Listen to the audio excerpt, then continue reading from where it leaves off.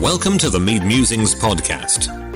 Here we open discussions on everyday hidden issues, like living with disabilities and dealing with illnesses. We also cover issues around conditions such as stroke, diabetes, autism, cancer, leukemia, and also living in abusive relationships. We focus on helping people see the light at the end of the tunnel. This podcast is available on YouTube and your favorite podcast platform. Please subscribe. Thanks for listening. Welcome to another episode of the Mead Musings podcast. Today, my guest is Marie Fraser. She's based in the UK. She has been a victim of emotional abuse, and that went on for over 25 years. She also has a 23-year-old son who has several disabilities. So welcome to the Mead Musings podcast, Marie. Oh, thank you, Toyin. I'm very happy to be here. Oh, great to have you. I've been looking forward to hearing your story and sharing it with my listeners and your listeners as well. Can you share some information about you, how you became a victim of abusive relationship, and just your life generally, what you've been doing so far, really? Yes, of course. I'd be delighted to. Hello, everyone. Yes, I'm Marie Fraser, and today I am a clinical hypnotherapist, an advanced rapid transformational therapist, and also a life coach. And I'm currently on a 4-year master's for psychotherapy. But it hasn't always been like that. For many years, I was working in corporate law. I managed law firms in the City of London. And I've always been in legal services.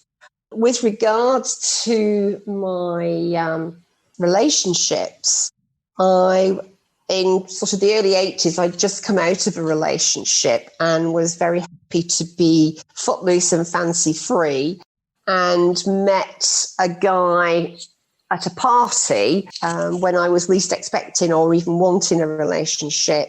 And we had a whirlwind romance, I think you would call it. And within 6 months of meeting him, I had sold my house up in Manchester and moved to London, lock, stock and barrel. Oh, so did you live in Manchester before you met him? Yes, I did, just north of Manchester, but he was from Manchester as well. And so we both lived up there, but I met him, which is quite ironic, at his party. I was invited with a friend to go with her as a companion to a party that he was hosting because he was leaving the area to move to London to go and work in London. As I say, I met him at that party, and we had sort of a whirlwind romance. And I think it was just under 6 months I'd moved lock, stock and barrel to London. And it was all very exciting. You know, you're in your early 20s and what have you. It's all very exciting in London. I mean, I still find London exciting. Even I still do. Nearly 40 years later. So, yeah, I mean, I got a job. I was working in a law firm. He had just moved to this new position. So he was working very hard and very long hours. So was I. And because he was the new kid on the block at his company, he spent a lot of time traveling around the country for that, which was absolutely fine. You know, I was very, very supportive. I also worked very long hours. And we sort of came together at the weekends, really, sort of Friday night, Saturday night and Sunday, and, you know, would sort of party, meet friends and do what, you know, young 20-odd-year-olds do. All right. So you really didn't get to know his character in depth?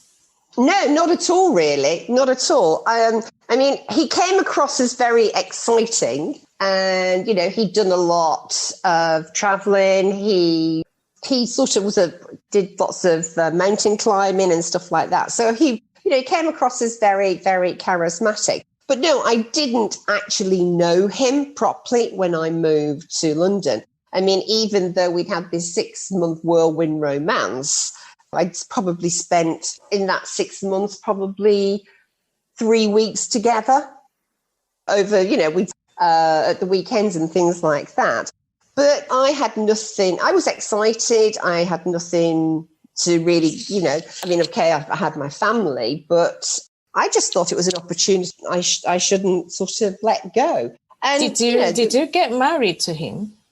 I did marry him, but I didn't marry him until several years later. Oh, okay. We got a flat together, and so as I say, I was working long hours, he was working long hours. We had fun at the weekends, etc. And then, I thought he was a bit eccentric, but I just sort of brushed that aside. I mean, I didn't have, to be honest with you, massive experience of men. I sort of more or less used to go off my sort of gut reaction, if I was asked out or something like that. But he made me laugh. I think, at that time, he had a great sense of humour and did make me laugh, and he was very interesting. And I like interesting people, so we sort of had a lot to talk about.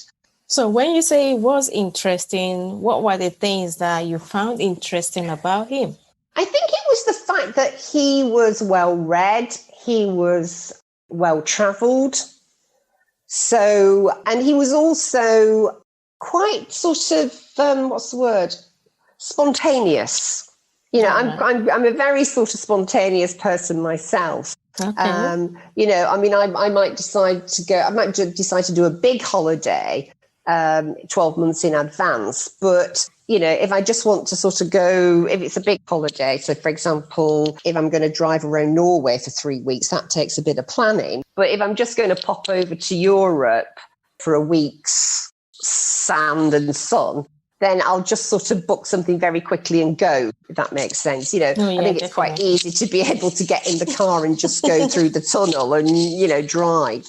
So, there was the spontaneity, and I don't know what my hometown's like anymore. It's such a long time since I've been there. But I suppose, for want of a better word, it was very parochial and small. And he seemed to be very expansive, which I found exciting. So how did the abuse start? At what point did he start these abusive behaviors? Well, it came very gradually because, in those days, I didn't know, or I wasn't really interested in personal development. I was very much into my work and my job. I was an incredibly confident young woman, but it was there were little signs which I just sort of pushed off. So, for example, it would be if I suggested we went and saw some friends of mine, he would not be very happy about it. He would create a bit of a fuss. And then when we did actually get to them, if they didn't live near us and we went to stay overnight at a weekend or something, he would be incredibly rude. He'd get quite drunk and then be totally and utterly obnoxious. And I just found that so embarrassing. And, I would sort of say something to him when we got back, and he'd say, oh, well, I've had a few drinks. It's no big deal. So he wasn't understanding how embarrassing that made me. And, that happened lots of times to an extent that I stopped seeing my friends. I would see them myself, but I wouldn't go with him. I wouldn't invite him. So, for example, I would just go and see them on my own. If he was away, I would, I'd know in advance, and then I would just go and see them myself. They were very kind, my friends. They didn't say anything, but I knew they were thinking, what the hell is she doing with that complete jerk? Did your friends find his behavior rude to them? I'm sure they did, but as I said, they never said anything because they didn't want to embarrass me. But my family certainly did voice their objections. They weren't backward at coming forward. They sort of said, he's rude. They'd never met anybody so rude and what have you. And it's only on reflection, 20 years afterwards, that he was absolutely and utterly jealous of other people that came into my life. He wanted total control of me, which is absolutely ludicrous when you think about it. And it's a bit like if you hit your thumb with a hammer, after a while you don't feel it. You just become numb to these situations. There were instances, there were a few instances actually over the 20 odd years we were together where he was having affairs. I knew he was. And on one point, we'd been together about 5 years, it happened, and we split up. And I didn't realise how difficult it is to get out of a relationship with a narcissist, because within about 48 hours of me saying, right, this is over, you want to be with somebody else, you go with them, I'm not playing this game. So within about 48 hours, he's ringing me constantly. I didn't have a mobile phone in those days, but... Nobody had. No, he did. He was one of the first to get one because with his job. It was a brick, I can tell you. It was huge. Wow. But the... Oh, that's quite impressive then. But he would ring me constantly at work, and I'd have to tell the switchboard, please don't put any calls through from him. So the poor woman on the switchboard was forever having to make excuses saying I wasn't around. And he'd then just appear, because I'd moved into a new flat, and he appeared at my door. And, all sorry, and, let's get married, I know you want children, let's get married, we can have children, etc., etc. And, I wanted this relationship to work. I was really upset when we split up, but I obviously still loved him, or I thought I loved him at the time, and I wanted it to work. So within 6 months, we were married. How did the relationship progress after marriage? Was it still abusive? Well, he didn't. He was it's emotional abuse is sort of something that creeps up on you. There are no scars. You can't see any scars from emotional abuse.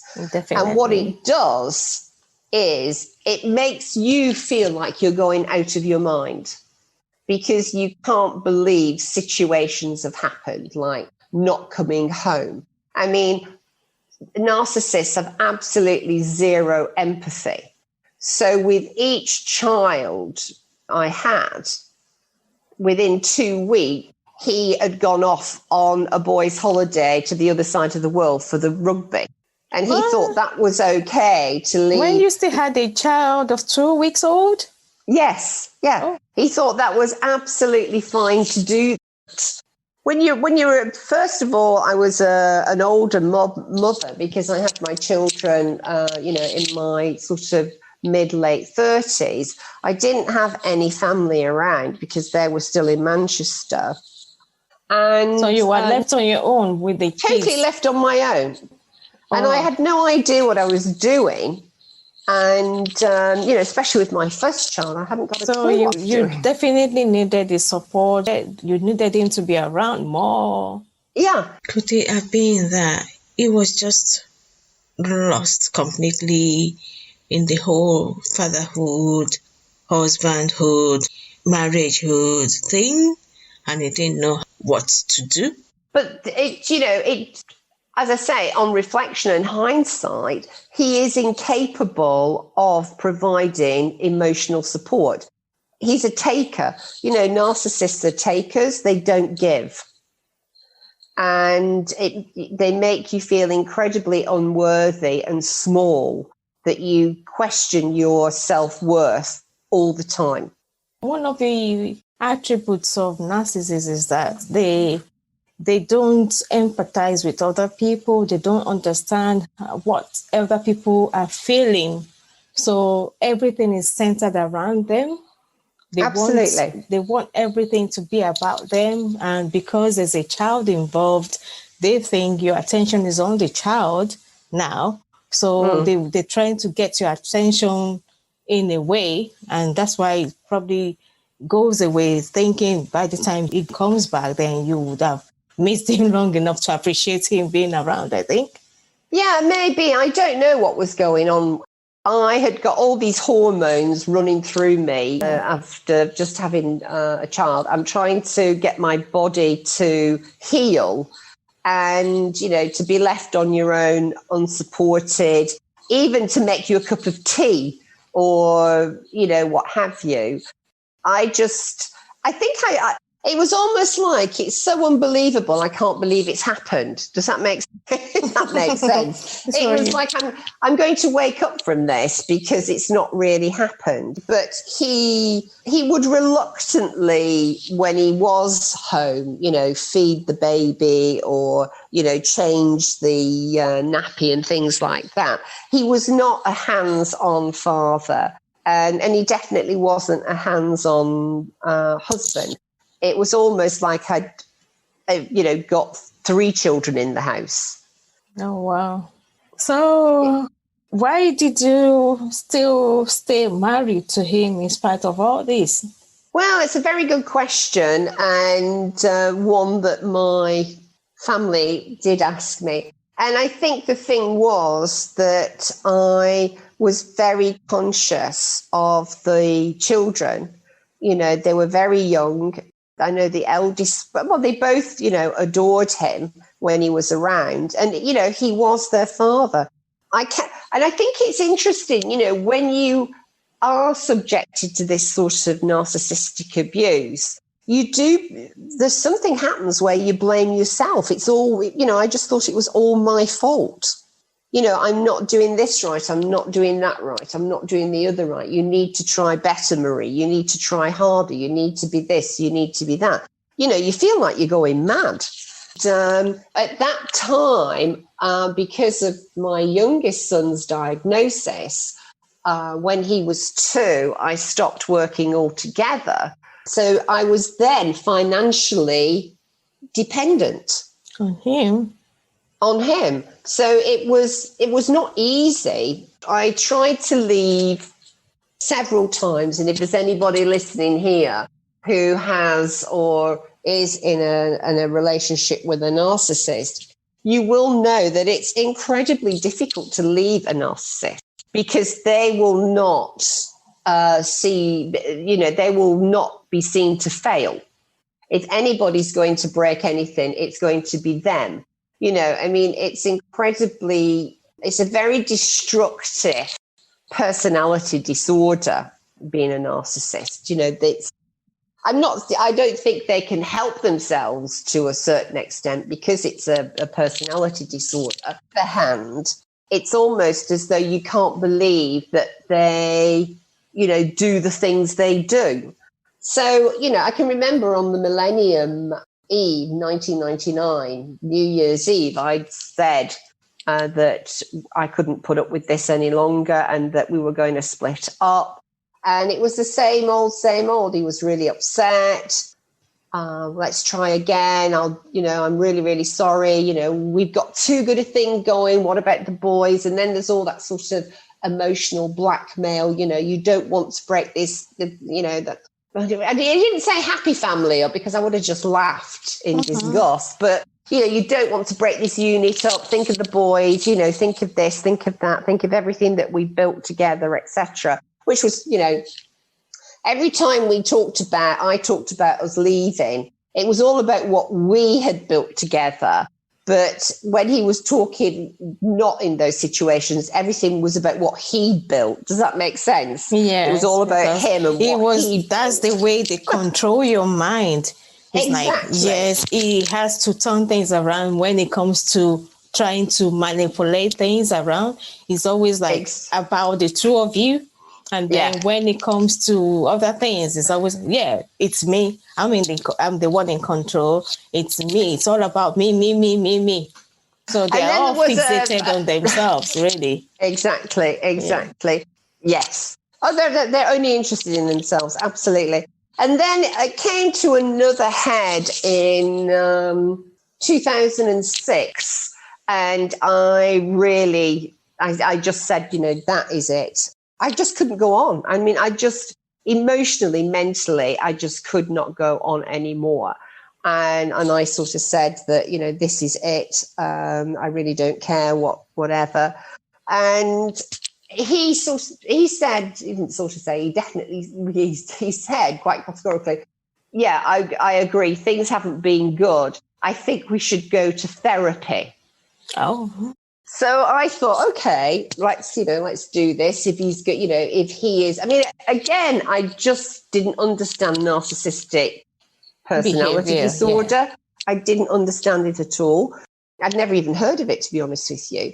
And I just sort of thought, okay, that's the first time he's actually sort of admitted there's an issue and that we need outside help to deal with this. And again, it all came to a head because he was having another affair. I knew he was, but he refused to acknowledge it. And so we went to see this therapist, which was very interesting. But I knew that he wasn't buying into the process. He had no sorrow or apology for his behavior. He never once said, I'm sorry for all the hurt I've caused you.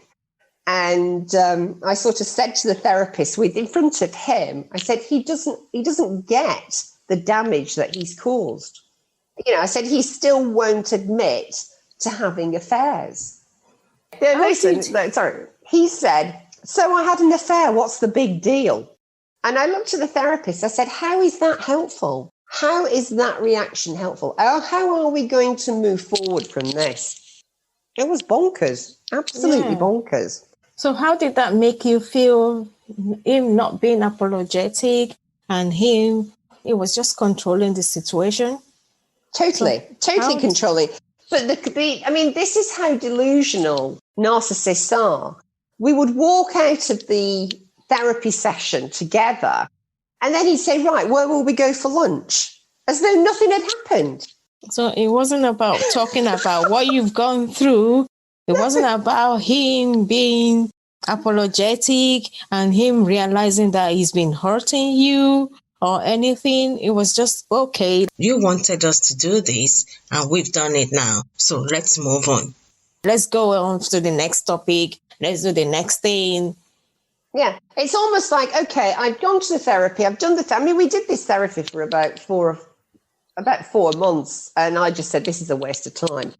And it's almost as though he was just doing the motions. There was no way, which of course now I know, because as a therapist now myself, to treat a narcissist is incredibly difficult because they don't think there's anything wrong with them. Mm-hmm. They don't think they have any issues. I didn't know that then, but, I know it now. So, yeah, that was interesting. So we sort of struggled along for another couple of years. And then my eldest son, my boys were getting older and my eldest son didn't have a particularly good relationship with his father. They'd gone off on a skiing holiday. I was at home. I can't remember. It was it was half term. And anyway, he came home, but didn't tell they came home and they'd had quite a good time, I think. But I knew there was something wrong with my eldest son, but he said he was fine. But anyway, at Easter, he told me that he'd been sharing his father's phone charger and had seen lots of inappropriate texts between his father and some woman. Really? And that was the straw that broke the camel's back for me.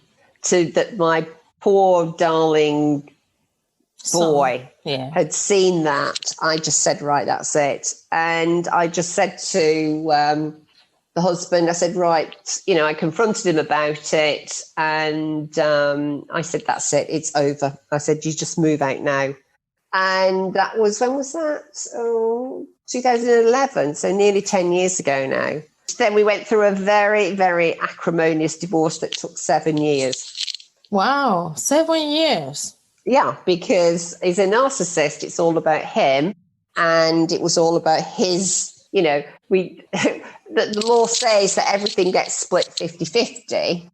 And in fact, I probably could have had more than 50-50 because I wasn't working. Yeah. But I only wanted 50-50. But he didn't want to give me a penny. Wow. That must have been difficult for you.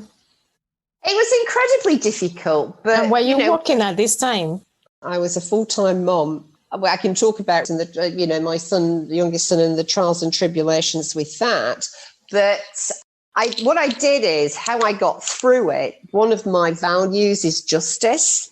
To me, justice is very important, and it doesn't matter what it's about or who's involved. But if I feel as though I'm being treated unfairly, then I really sort of dig go all I go all out. Yeah. Unfortunately, because I've been in the law for many years. You knew the laws? Well, I didn't know the divorce law because I didn't, that was not my area of, but I knew that there was no court in the land that was ever not going to give me at least 50%. If that makes sense? Yes. And it did. I mean, it took strong liver and kidneys to go through that. But how I dealt with it, I started working on myself, with lots of personal development. I started doing trainings, etc., etc. And I learned to actually treat it as a business transaction rather than an emotional. Yeah. It's helped many people now, through their divorces. And you have to shift your mindset and you take the emotion out of it. I mean, I know it sounds very easy and it's not, but you have to work on yourself to be able to take the emotion out of it and treat it as a business. And how was the divorce procedure? What was the effect on your children? Well, I mean, basically, I very, very strongly would never, ever call the father to the children at all. He is their father. I chose him to be their father. I never discussed the divorce with them at all because at the end of the day, he is their father. And certainly the eldest will, and already has, get to know the cut of his jib. I don't need to. I would never badmouth. I mean, I don't badmouth people off anyway, but I certainly wouldn't badmouth my children's father to them. Because at the end of the day, I'm dissing half of their DNA. Yeah, that's true. That's reasonable. Are the children still in contact with their father right now? Yes. I mean, basically... And they have a good relationship. The eldest doesn't have a good relationship with him at all. And it's quite interesting because with narcissists, they're all very friendly and everything's hunky-dory if you're doing what they want. And my eldest son does not have anything in common with his father, really. They've both got different likes and dislikes. So there's not a lot of common ground. So the father... he will only do anything that's of interest to him. What do you mean? So, for example, he won't go... If he say, my eldest son wanted to go and play hockey, but his father is not interested in hockey, his father wouldn't go and watch him. So he won't even meet him halfway? No. Narcissists don't meet anybody halfway. Not even for his family. child. Yeah, no, I know it's bizarre, isn't it? But yes. I'm not saying every narcissist is like that, but certainly this particular narcissist, certainly not meeting halfway. And also, it's because of what's the word I'm trying to get out? It's like exploitation. No, it's feeling. Exploitation. No, what I'm trying to say is that. Certainly this narcissist, he views his children as a reflection of him. So what I'm trying to say is if he doesn't like what a child has done, he takes it personally. He doesn't consider the child to be an individual. Well, my eldest son is now in his mid-20s and his father doesn't agree with a lot of the stuff or doesn't like a lot of the stuff that my son is interested in. So they have nothing in common. So it's almost as though he's washed his hands of him because he doesn't like what he's doing. So I suppose it's a bit... I'm not saying anything that, my eldest son certainly doesn't already know. This situation is just, they have a strained relationship. It doesn't work. I mean, they just don't have common grounds to meet. There's no common ground. There's no common ground there at all. Yeah. And his father is very sort of manipulative to him, and the eldest one can see through it. So actually, well, it sounds like you've done well for yourself, and you're recovered from it now. Oh, totally. Yeah. Absolutely. I mean, basically, as I say, I've done a lot of work on myself over the last 10 years. Well, 10 plus years. And I've built a new life for myself, and I've never been sort of happier and healthier. And so it's sort of it's a gift to be able to help women in similar situations, to be honest with you. Did you go back to study law? Oh, right. No, I mean, basically, I retrained totally as a therapist and NLP practitioner. I've done lots and lots of lots of sort of trainings and certifications, diplomas in personal development, and I've just gone back to college to do psychotherapy. Okay, so what do you do as a psychotherapist now? Well, I'm still studying as a psychotherapist. Okay. But, I mean, basically, I'm working now as a coach and a clinical hypnotherapist to help, people who are stuck in their lives. So, there could be... stuck in their lives in what way? In certainly married women who feel single. If women who are in relationships like I was, where you're married but you feel like a single person. Oh yeah, that makes sense. Yeah. Yeah, women who are either thinking of getting divorced or separated, women who are going through divorce and separation, women who've gone through it all but then can't seem to get on with the rest of their life. There's unfortunately a lot of women, especially sort of women in their late 40s, early 50s, who have been divorced for a couple of years but can't seem to get a new life for themselves. They're still living in the past, and I'd help them to actually let go of the past and start to get confident about themselves, to love themselves more and be their own best friend. And then that gives them the confidence to be able to go on and rebuild something for themselves. Oh, that's amazing. What's your website? It's just mariefraser.com. mariefraser.com. And do you have other social media platforms? Yeah, I'm on Instagram as Marie Fraser Change Agent. I believe I'm an agent for change, helping people to change from being stuck and small and scared to actually, finding the courage to reveal who they really are and embrace that and live their life with freedom. Okay. That sounds amazing. Thank you so much. For support on domestic violence and domestic abuse, the National Domestic Abuse Helpline and web chat is open for anyone who needs support in recognizing abuse. It's for women and young people. And the number is 0808 2000 24/7. It's available 24/7. We will take a quick break, and when we get back, we will continue to the next part of this recording. Don't go away. Please stay tuned. This is going to be awesome.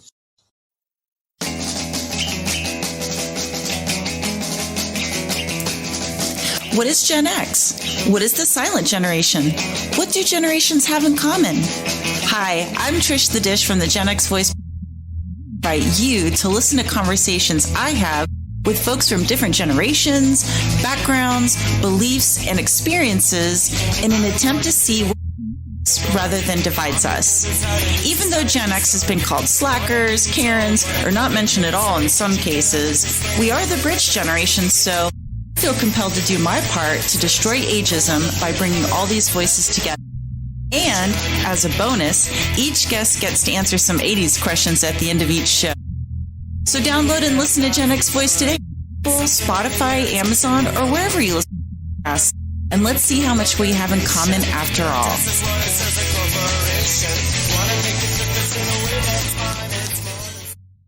If you're just joining us, my guest today is Marie Fraser. She's based in the UK. She has been a victim of emotional abuse, and that went on for over 25 years. She also has a 23-year-old son who has several disabilities. So join us as we continue in this great story. Can you talk about your son's disability? I can, yes. I mean, that was a hell of a shock. That was in he was born in 1997. He was absolutely perfect and gorgeous and what have you. And as he was growing, in the first few months and what have you, with both babies, I went straight to work within 3 months because my job was really important to me. It was my identity. So my eldest was in a particular nursery, and also my parents had moved to be near us. So they were like my nannies. All right. I was going to ask, how were you able to cope with a 3-month-old baby and going to work?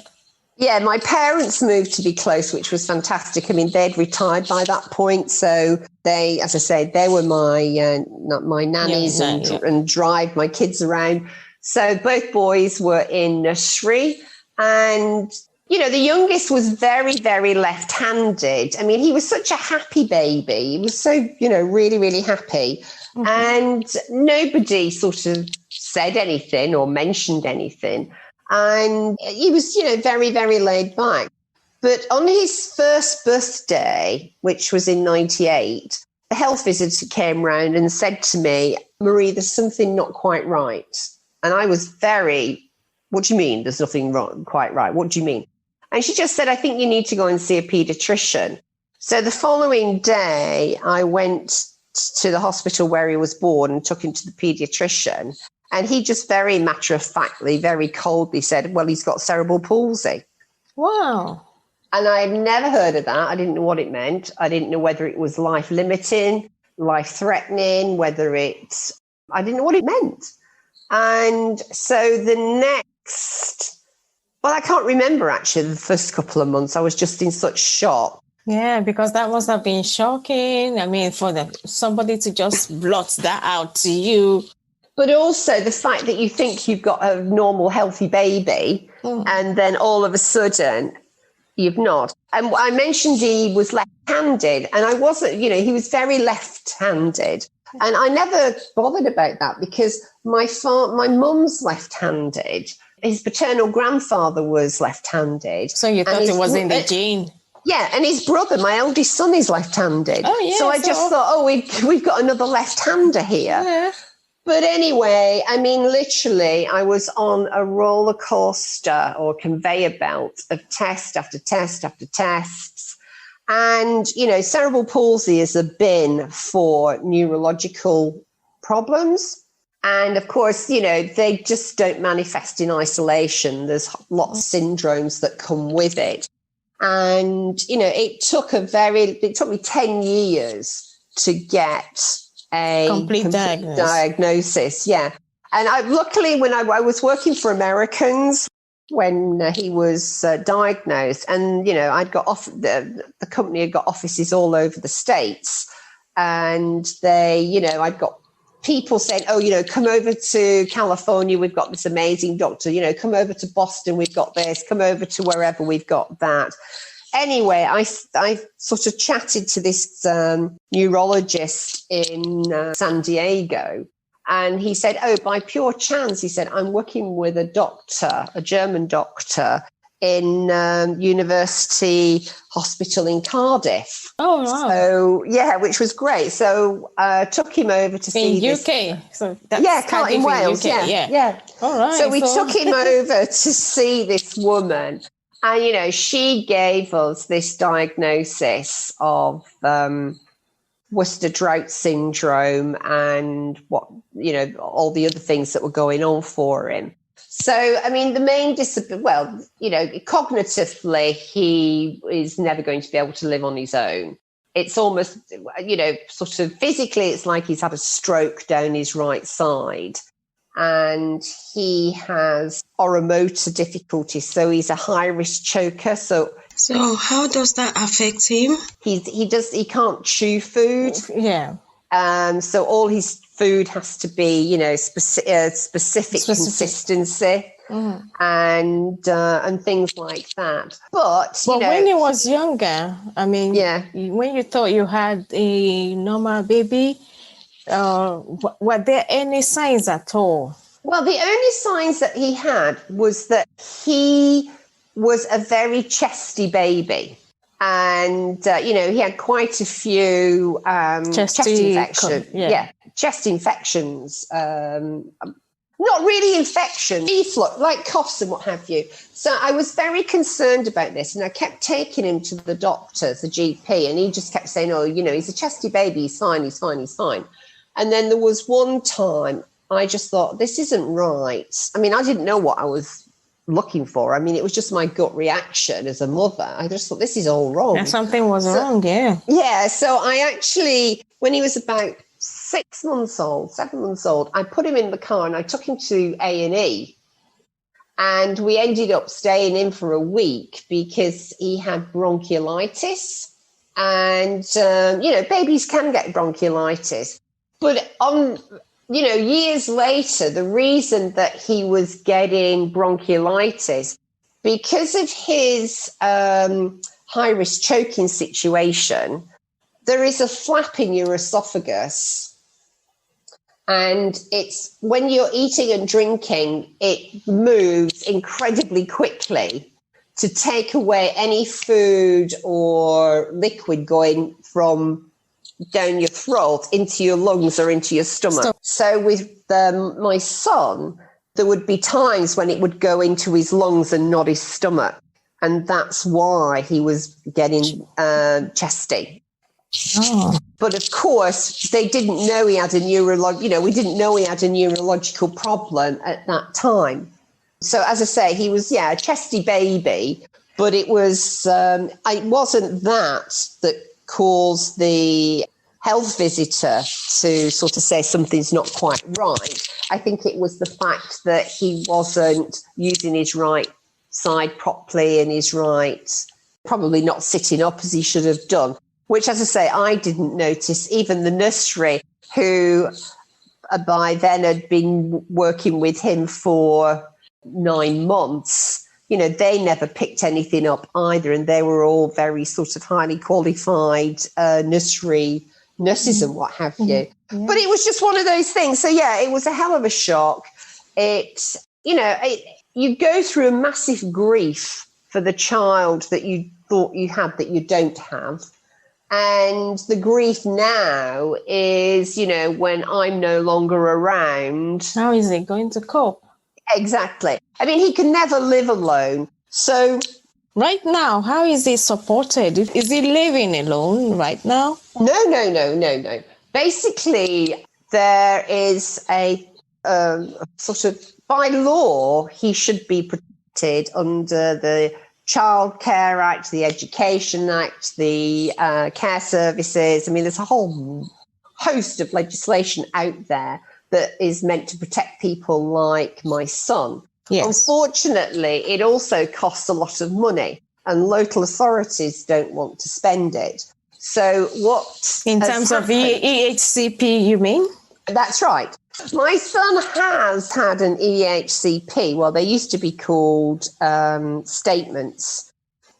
A statement. It was a statement in the 90s. It's now an HCP, healthcare, and I can't even remember what it's called. An EHCP, Education, Health and Care Plan.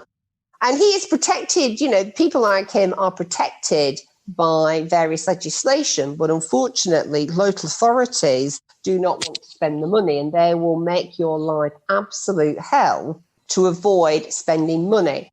Yeah, But the thing I again, find with EHCP is that the actual institutions, like is college, is primary school, secondary school, or college, they need to have spent a certain amount of money on him for EHCP to come in.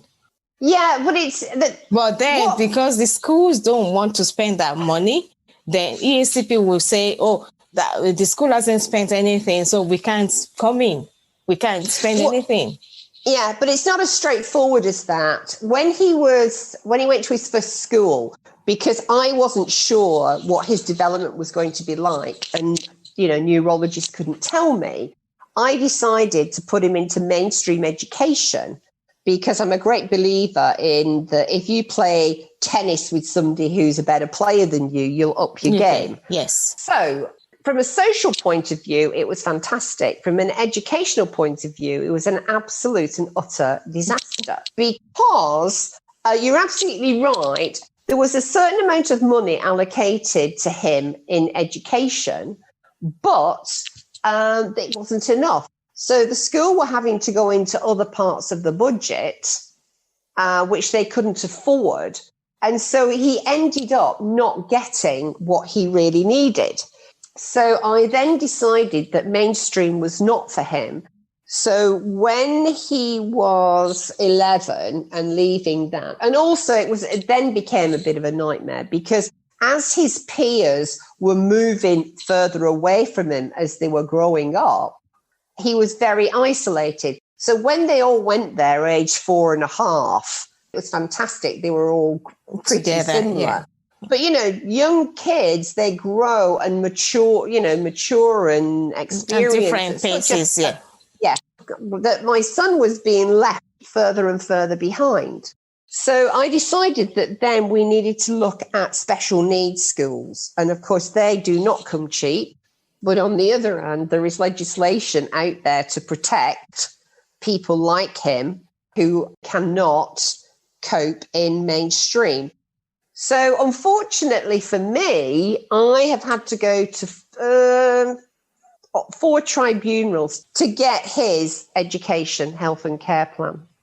So at the moment, he is in his last placement, which is, very good, although the last few months have been a bit of a nightmare with COVID. He's in his last section of education, because under an EHC plan, they can be educated to 25. Oh, wow. So the next battle will be trying to find him residential placement. Okay. Yeah. And I know that will be a battle, because, there's a battle for residential care for older people. And there isn't the sort of places that, can cater for his needs. He's got specific needs, especially with his choking, et cetera, et cetera. So anyway, my last tribunal was last year. So I always give myself 12 months off before I have to go. Because it's quite intense. Oh, it's exhausting. I can imagine.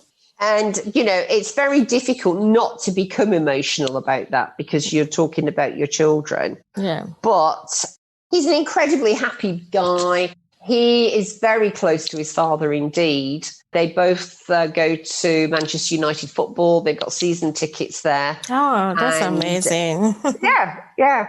And they both like the World War thing, so they're big into tanks and stuff. So he has a very, very good relationship with his father, which is great. And I mean, they're obviously not seeing one another at the moment because of COVID. But, when there is a home match at Manchester United, then they go off to that. So, but yeah, I mean, he's great. I mean, he's very determined. He's got his own way of doing things. He's very funny. And, he's a joy to be around. But as I say, I do worry about what's going to happen when his father and I are not around anymore. But a bit of responsibility will be on his brother. I know that. But anyway. Well, I just wanted to say to you, there is you are an incredible mother. you've been through a lot, and try not to worry too much about him. Yes. Yeah, No, I know it's something that you do. I mean, parents do that. Even when you have a 90-year-old child and you're still around at 110, you still think, oh, my child, even though they're 90. Yes. That's No, but it's true. Yeah, I mean, I know. my mother is exactly the same with me, you know. Exactly. So I'm not a mother, but I know how my mother was with me. Yes. Yeah. So it's just something. It's a maternal instinct. I mean, sometimes you see fathers that are really close to their daughters. You see sons that are close to their mothers. It's just that bond. Yes. So, Absolutely. There's an emotional bond there, and it cannot be broken when it's there. So, but what I would just say is think of yourself and think of how to support yourself through this. I know you want him to be okay. You want everything to be okay after you leave. But when you're gone, you're gone. You won't even have to think about it. So that's absolutely true. I know. Make arrangements for him now. If you can, I mean, I don't know how, if you can make preparations for him, but I mean, you cannot take care of everything. That's just what I'm trying to say. And you're absolutely right. Yeah. No, seriously, you're so right. And then I do. I mean, I'm getting better as I'm getting, as I'm getting more used to this situation. It's just that, as I say, and as you say, you want to do the best you can while you're here. And you're absolutely right. When I'm not here, well, it'll be fine. Yeah, it will be. I'm a worry what myself. So I worry about everything from, how am I going to be? Oh, how is this? Well, right now, I've come to that level where I take one day at a time, 1 minute at a time. Sometimes they say, oh, yeah, just take one week. I say, I don't even take 1 week at a time. I take 1 day at a time. And if I can't take 1 day at a time, I take 1 minute at a time. And if I can't take 1 minute at a time, I take 1 second at a time. So that's how life should be. Please. Yeah, I think that's very wise. Oh, that's the way it has been for me. I mean, I've had so many issues with my life as well, but I think maybe when we have time. So it's something that happens. Life happens, but I mean, when life throws lemons at me, I just make lemonade from it and move on. Good. That's the right attitude to have. Absolutely. It really is. Throw stones that turn into stepping stones. Throw bricks that turn into whatever. I crush it and go on. Oh dear, that's so funny. So thank you so much for sharing all these emotional issues. I know it can be easy to share all these, but I really appreciate all the stories you've shared today. But one other thing I wanted to ask is, with the COVID situation, how has it impacted on your son emotionally? I know you say you speak to him regularly. Yeah. But how does he feel emotionally? I think that it's been very difficult for him because he's a very sociable sort of guy, and he's missed going to his football terribly. I do know that. But I think that, and also where he is, it's a great place, but they've also had a lot of staff who've gone sick and things like that. So they've not been able to do as much activities as they normally would. But he's okay. He's okay. And I think in the circumstances, because he doesn't understand abstract concept, so this virus thing is just very abstract for him, he's actually bearing it very well. I'm so sorry about that. I know it's been difficult for everybody, especially with the social distancing and everybody going. I mean, what you say, people have been sick where he is as well. So that must have been extra difficult for him. I hope I will have time to invite you again on my podcast. Thank you, Toyin. It's been an absolute pleasure. I've really enjoyed it. Thank you. A big thank you to all our listeners who have been sending us messages through the message link. I would like to thank everyone who has listened in so far and contributed to this podcast. Thank you so much. We couldn't have done anything without you. Keep listening, keep sharing, keep downloading, and keep liking. Thank you again.